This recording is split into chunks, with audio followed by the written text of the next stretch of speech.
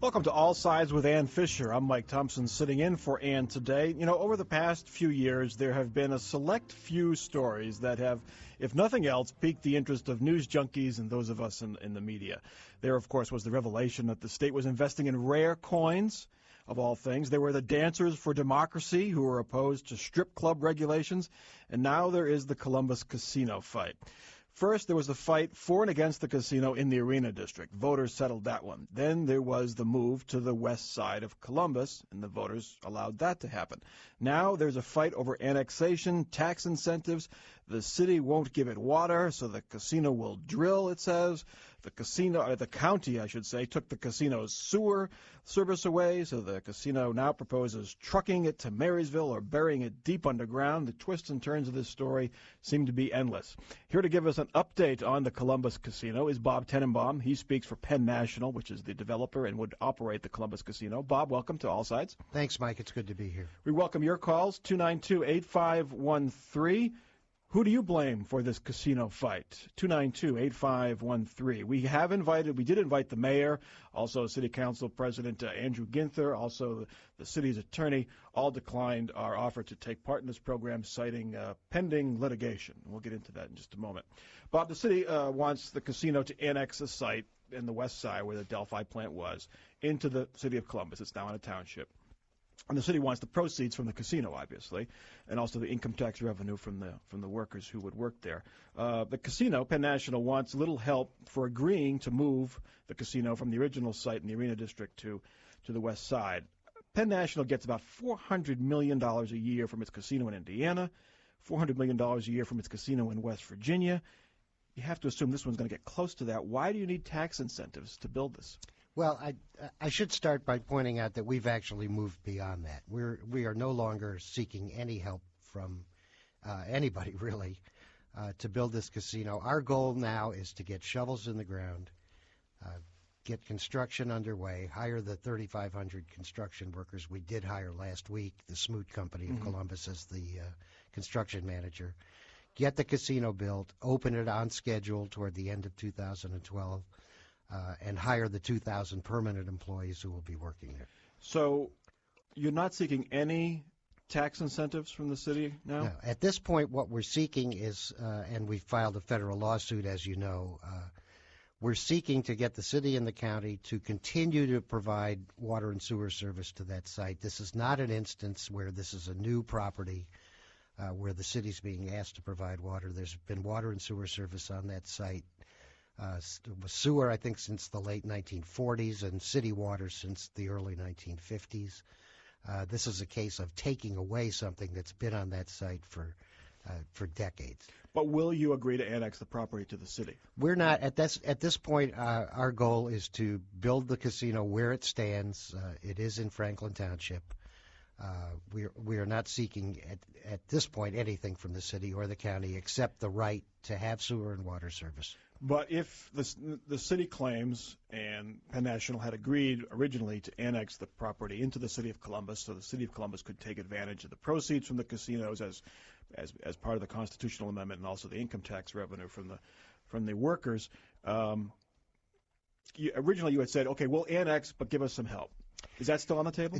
There was an agreement that Penn National would annex to the city of Columbus in return for help from the city in recovering some of the really significant losses that Penn National took when it voluntarily agreed under great duress from the city and some of the property owners in the Arena District to finance the campaign to move the site to the west side. However, there was never a formal agreement. The assumption was, and the city's indication was, that it would provide some kind of assistance. It was not specified what that was, but Penn National's loss on the Arena District, if you include the cost of completing the environmental cleanup, is going to run somewhere around $40 million. In addition to which, it voluntarily agreed with voter approval to move to a site on the west side that was a notorious brownfield site that I think it's safe to say would not have been cleaned up. Penn National's now spent about $25 million in property acquisition and the cleanup of that site, which is virtually completed. But what really happened was that after the vote, which was almost a year ago, it was last May, the city's position became, we'll give you nothing, you annex to the city. Well, that's not a negotiation, that's an ultimatum. What will it take for Penn National to annex? That's what the city wants. The city wants you to annex the property into the city. What will it take for Penn National to annex that property into the city? Our position now is we've gone beyond that. We have constitutional authority to build on that site. That site happens to be in Franklin Township. So now your fight is water and sewer service. Exactly. How long do you expect? I mean, federal court is not known for its speedy process. How long is this going to take? Well, late last week we did file a request for a preliminary injunction and for expedited hearings and discovery on the suit. So we're hoping this will move quickly. Federal court, are they going to want to mess with this? This seems to be a local issue between you and the city of Columbus and the county, Franklin County. Well, why is this a federal court matter? One of our claims in the lawsuit is that our rights under the U.S. Constitution, equal protection, to be specific, are being violated by both the city and the county. Did Penn National consider doing this in state court, county court? No, I think the feeling was that federal court was the appropriate place for this. 292-8513. If you have a question for Bob Tenenbaum, he speaks for Penn National Gaming. They, of course, are the developer of the planned West Side Columbus Casino. The project is more or less on hold, I guess, until the water and sewer gets straightened out. Bob? Well, let me correct that assumption. We're expecting, possibly even this week, approval from the state of our request for building permits, which would allow us to begin work on the site.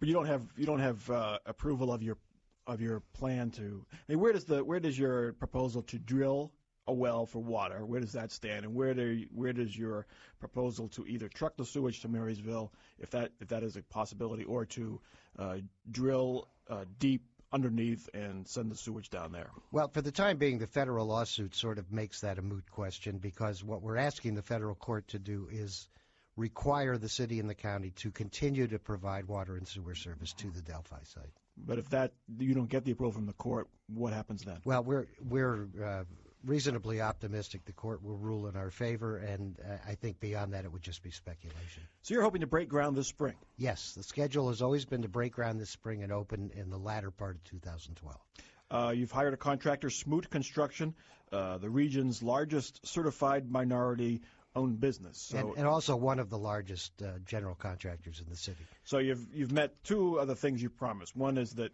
you would hire a local contractor, and two, that you would do your best to make sure that minorities were a part of this building process. Yeah, that's always been a very important part of this. And I think your use of the word promise is interesting, because I was thinking the same thing. The reason we want to get this thing built is that we made promises to the voters